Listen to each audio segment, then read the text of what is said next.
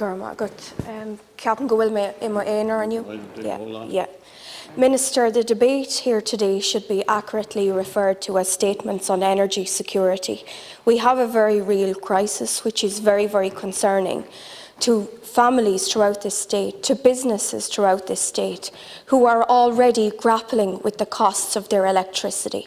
And I know that many small businesses have now closed their doors. They've given up because they have been not able to meet the costs involved in terms of electricity and utility bills. And only last week I heard of one business in Portarlington, County Laois, a fish and chip shop, I believe, that has been in the town for many years, had to close his doors reluctantly because of the situation here. It's very, very serious, and it's going to really have a detrimental effect on the local economy and on the national economy. It's going to destroy businesses and indeed, as well as crippling the ordinary families throughout this state. Something needs to be done here. And I'd just like to ask you, Minister, have you intervened with any of the electricity companies so far? And if you have, could you brief us on that? Because it's my understanding that that's in your remit. And I know other countries, their government ministers have been proactive in intervening directly with electricity companies. Because it is galling for businesses and families in this state to hear of ESB making €390 million profits in the first 6 months of this year, while families grapple to put food on the table and where they have to decide between fuel or food. It's just wrong on every level.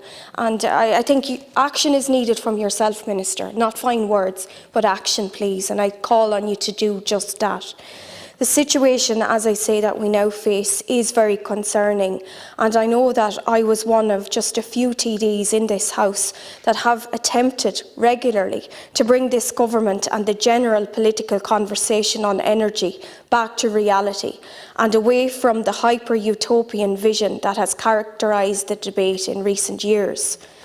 Minister, what are we to make of all of this talk about how wonderful the budget was, because of the way that it marginally increased the fuel allowance? And that's something that should have been done years ago. I knew of many people, particularly pensioners, who were struggling, who did not meet the threshold. So that's nothing that you deserve a clap or a tap on the back for, or government deserves a clap for. It's something that should have been done years ago, and government dragged its heels and finally decided to marginally increase it. But that's certainly something that doesn't need any fanfare or a clap for. As you well know, Minister, we are in this situation that we're in because government has opted to maintain its pursuit of a reckless and nonsensical net zero carbon strategy. This strategy is not only reckless, but it's obscenely expensive. We can talk now about rising costs as a result of international factors and how this is all the fault of Mr. Putin, which I accept to a certain degree. However, it was not Mr. Putin who closed our power plants. It was green ideology. Extreme green ideology. 2 power plants are closed, Minister, and I'm asking for those plants to be reopened. One in Shannonbridge and one in Lanesborough. These plants could be fuelled on biomass, and indeed farmers could be incentivised to grow biomass, but that would be practical and I suppose too realistic for you, Minister, because you tend to go with the reckless options all of the time, the reckless options that really pose difficulties and challenges for families and businesses throughout the state and that are impeding progress and indeed setting us back. Instead of moving us forward as a country, you're actually creating obstacles and setting us back. But let us be clear, when it comes to costs being imposed on Irish families in the realm of energy and its related carbon reduction policies, then nothing can compete with the estimated cost of the low carbon and low carbon development bill passed by the majority of this House. I, along with just 9 other TDs, opposed that bill. Indeed, at the time, I highlighted the fact that the IMF had put down the cost of implementing the policies within this legislation at a staggering €180 billion at a minimum. How do you explain that to the families and the businesses struggling today, Minister? How do you justify that? I would just love to know how you justify that. €180 billion. That's the cost of your legislation and your crazy ideas. Where are all those TDs today that were complaining, that are now complaining about energy security? When this bill went before us, they were nowhere to be seen. When we warned about the dangers of ruling out viable alternatives like LNG or oil or gas exploration.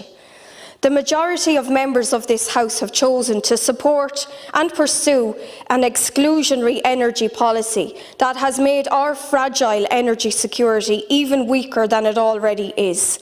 There is an urgent need for reality to break through in the debates we are having. Pragmatism, common sense and reality. We cannot persist in denying the exploration of Indigenous resources, and we cannot leave 2 power plants at Lanesborough and Shannonbridge closed when we face such energy insecurity.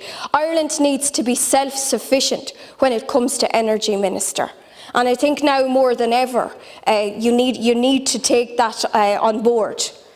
It is absolutely ironic that while we have little or no storage capacity in this state, we have endless stores of its detached and deluded political rhetoric. That is one thing that there seems to be no shortage of. But we need to change course immediately. We need energy security, and we need to make sure that Ireland is energy sufficient when it comes to this issue, and that we're not left in a state of crisis, because we're already entering that state now, Minister.